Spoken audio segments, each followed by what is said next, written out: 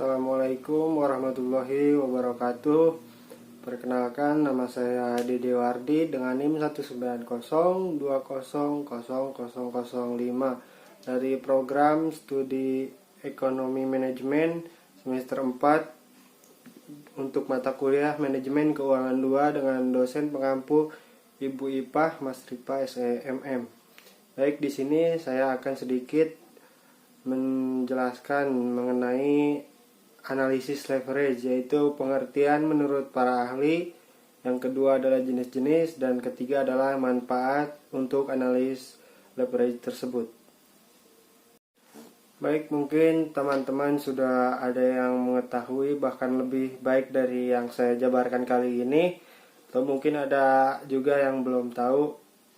Untuk pengertian analisis leverage menurut para ahli, yang pertama yaitu menurut Samsudin 2001.89 yang mengemukakan definisi leverage adalah suatu kemampuan dalam perusahaan untuk menggunakan dana atau aktiva yang mempunyai beban tetap atau fixed cost untuk dapat memperbesar sebuah tingkat pendapatan atau return pihak pemilik perusahaan.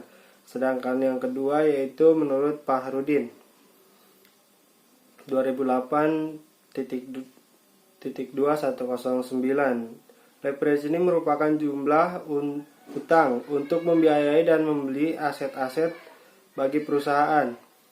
Suatu perusahaan mempunyai utang yang lebih besar daripada equity tersebut. Perusahaan dengan tersebut tingkat leverage tinggi.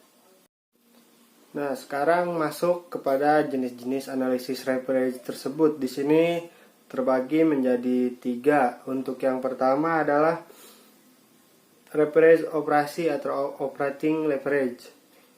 Leverage operasi adalah sebuah kemampuan dari perusahaan untuk menggunakan beberapa biaya operasi secara tetap, yaitu atau fixed operating cost, untuk dapat memperbesar pengaruh dari sebuah perusahaan, volume, dan juga penjualan terhadap beberapa pendapatan sebelum pajak dan juga bunga, atau disingkat EBIT, Earning Before Interest and Tax. Beban tetap pada operasional perusahaan umumnya mencakup biaya produksi, biaya depresiasi, biaya pemasaran, dan juga gaji pegawai. Adapun besar kecil dari leverage operasi ini dihitung dengan DOL atau Degree of Operating Leverage, yang mempunyai rumus sebagai berikut. DOL sama dengan persentase perubahan EBIT per persentase perubahan penjualan.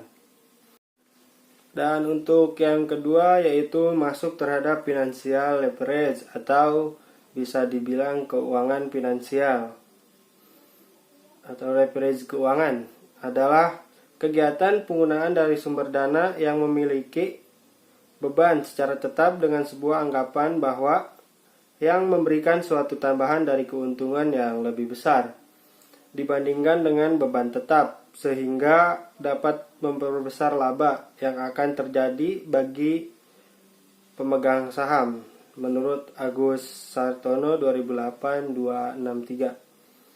Adapun dari besar kecil leverage keuangan ini dihitung menggunakan rumus DFL atau Degree of Financial Leverage, dengan rumus DFL sama dengan persentase perubahan EPS per persentase perubahan EBIT.